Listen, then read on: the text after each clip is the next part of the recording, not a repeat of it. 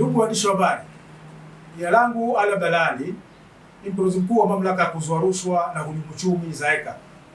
Itakumbukwa kuwa tarehe 12 mwezi wa 5 2026, Mheshimiwa Rais wa Zanzibar na mwenyekiti wa Baraza la Mapinduzi Dr. Hussein Ali Mwinyi alitoa maagizo maalum kwa mamlaka ya kuzuia rushwa na uhujumu uchumi ZAECA juu ya kuchukua hatua za kisheria kwa wale wote waliohusika na ubadhirifu wa fedha za malipo ya fidia kufuatia ripoti ya fidia iliyopokelewa kwake.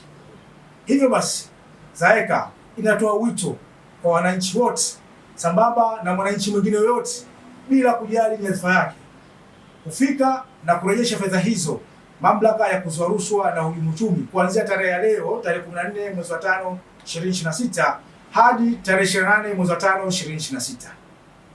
Katika kipindi hicho cha wiki mbili, mwananchi yoyote au mtu yoyote atakayeshindwa kutekeleza maelekezo hayo, mamlaka itachukua hatua kwa mujibu wa sheria.